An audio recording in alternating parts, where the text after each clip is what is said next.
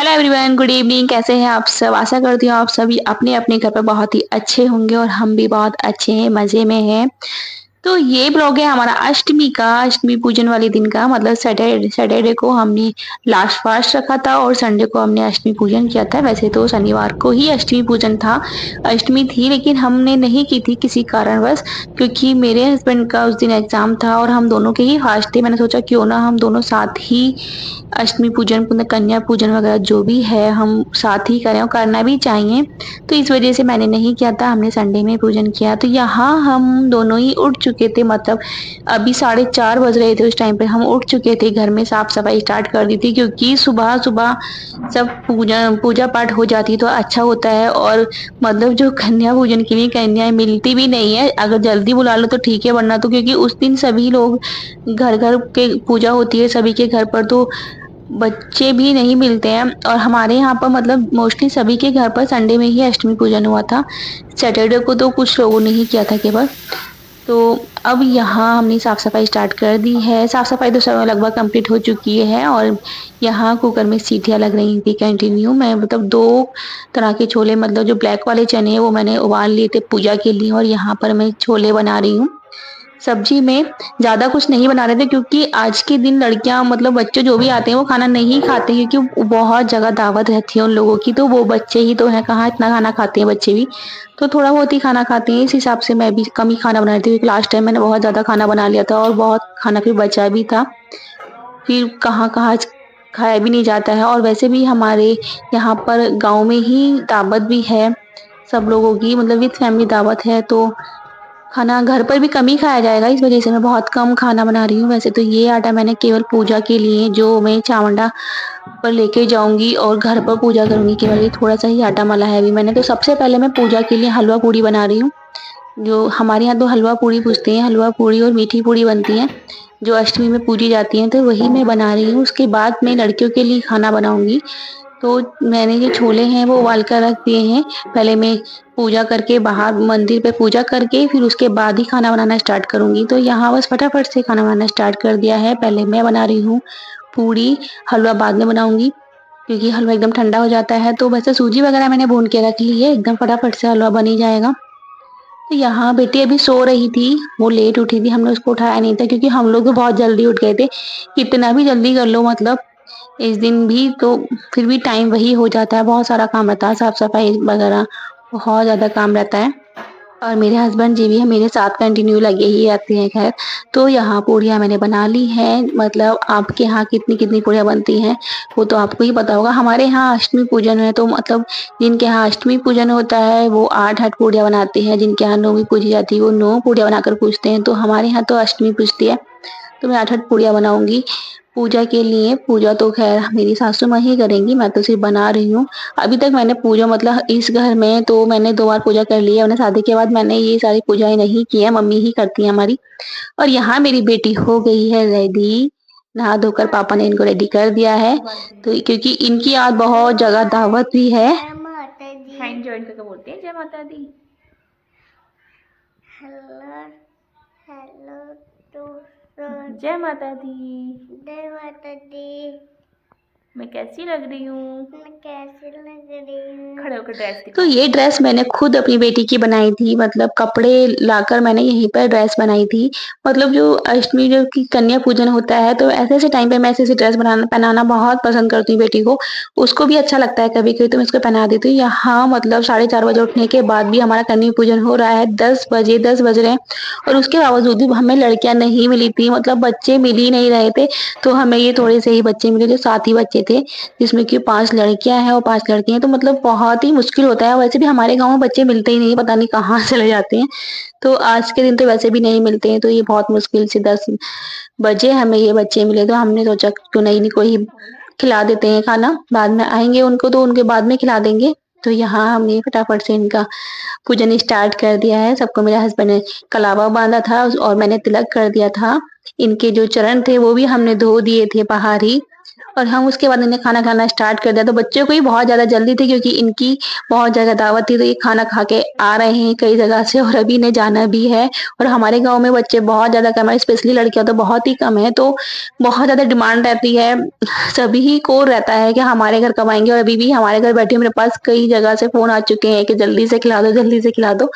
तो बस उसी वज़ह से मैं भी जल्दी-जल्दी कर रहे थे। लेकिन बच्चे हैं तो अपने मन से ही करते हैं वो तो सारे काम। तो मेरी बेटी भी साथ में इनके बैठी है। उसको भी बहुत ज़्यादा खुशी लगती है, और एक पिंक कलर में जो ड्रेस में छोटी-सी बेटी बैठी है, मतलब ये मेरी बेटी के साथ की बहुत छोटी है, तो इसको छोड़ थोड़ा-थोड़ा तोड़-तोड़ कर हमें देना पड़ रहा था। मेरी बेटी के साथ की है ये लड़की, तो वो तभी खा रही थी, वरना वो खा नहीं पा रही थी खाना। तो ये था हमारा कन्या पूजन, हमने जो फटाक से कर दिया है। टाइम तो बहुत हो चुका था और इनकी वज़ह से हम 10 बजे तक, मतलब हमने जो भी काम काम था हमारा, वो हमने 8 साढ़े 8 बजे तक कंप्लीट कर लिया था। हम इन्हीं का वेट की वज़ह से हम बैठे थे। 10 हमें बज ही चुके थे सारा काम कंप्लीट करने में, क्योंकि फिर ये गई थी, इनके बाद हमने साफ-सफाई जो भी थी वो भी कंप्लीट करी। तो बस आज का दिन तो हमारा इसी में निकल चुका था। तो फिलहाल तो ये नवरात्रे जो भी जब भी नवरात्रे आते हैं, साल में 2 बार आते हैं, बहुत ही अच्छे दिन जाते हैं मेरे तो। बहुत अच्छा-सा लगता है, 9 दिन कब कट जाते हैं पता ही नहीं चलता। मतलब बहुत ही एकदम माहौल एकदम बहुत अच्छा वाला रहता है, सुकून मिलता है। पूजा-पाठ घर में कंटिन्यू चलती रहती है, पूजा-पाठ तो खैर डेली ही चलती है, लेकिन इन दिनों में ज़्यादा स्पेशल से सबके घर-घर मंदिर जाना और भी ये सब चीज़ें मतलब बहुत ज़्यादा मायने रखती हैं और अच्छा भी लगता है।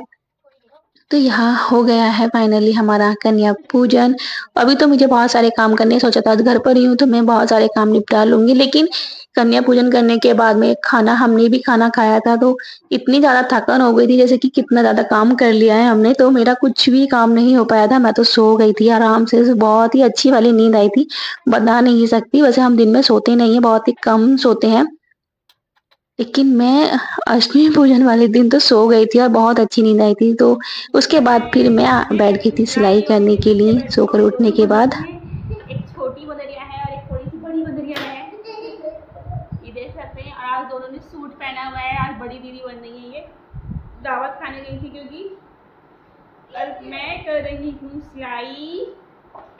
ये है सूट जो मैं काफ़ी टाइम पहले काट चुकी हूँ, उसको शायद 1 मंथ से ज़्यादा हो चुका है, 1 महीने से ज़्यादा हो गया काटे, और मैं इसको आज सिलूँगी। नंबर ही नहीं याद है सिलने का, बहुत टाइम बाद इसका नंबर आया है, टाइम ही नहीं मिला था। इतने महीनों और काटा हुआ सिला दी।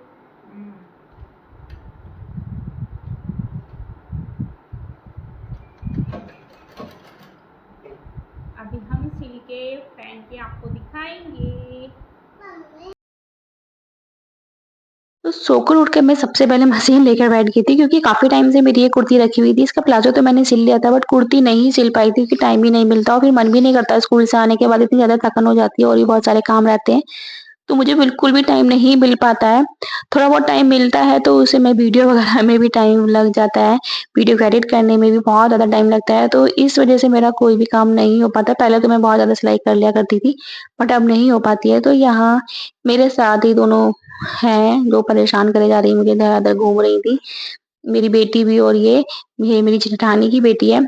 तो दोनों ही मुझे परेशान कर इधर-उधर भाग रही थी, तो मैंने इन दोनों को काम पे लगा दिया था। मैंने कहा हिले में लगी रहेंगी, मुझे परेशान नहीं करेंगी। तो यहाँ मैं सिलाई कर ही रही हूँ। मेरी बेटी तो बहुत ज़्यादा परेशान करती है अब सिलाई करते टाइम, पर छोटी थी तब नहीं करती थी, अब जब से बड़ी हो गई तब परेशान करती है। तो बस यही है कि जो भी इसके सामने काम करो उसको खुद भी करने की ज़िद करती है, मुझे भी करना है, मुझे भी करना है। और साथ में ये रिया भी बराबर मुझे परेशान किए जा रही है, तो मैंने इनको बोला कि आप दोनों मुझे खीरे छील कर खिलाओ, तो दोनों ही खीरे छीलने में लग जाएँगी अभी थोड़ी ही देर में। और एक मेरी बेटी के अंदर बहुत बड़ी आदत है ये, मतलब इसके सामने किसी से किसी काम को बोल दो तो तुरंत नाराज़ हो जाती है कि इससे क्यों बोला, मेरे से क्यों नहीं बोला। तो बहुत ही ज़्यादा ज़िद्दी हो गई है। तो यहाँ ये मैंने कुर्ती का गला बना दिया है। वैसे सिलाई में ज़्यादा टाइम नहीं लगता है, मतलब मैंने ये आधा पौन घंटे में पूरी कुर्ती कंप्लीट कर दी थी। सिल गई थी मेरी पूरी कुर्ती।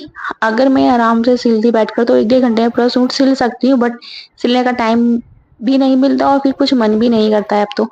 और यहाँ देखो दोनों बैठ गई हैं खीरे छीलने के लिए, तो अब थोड़ा सुकून है, आराम से बैठी हैं, वरना बहुत परेशान करती रहती है मुझे ये।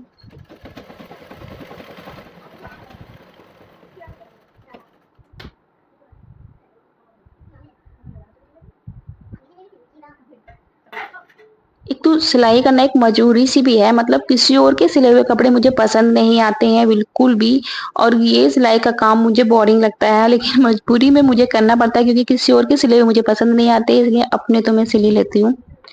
मैंने कहा क्या फ़ायदा किसी और से सिलवाओ, पैसे भी दो और फिर वो भी मतलब पहनने का मन ना करे सिलवा कर उन्हें।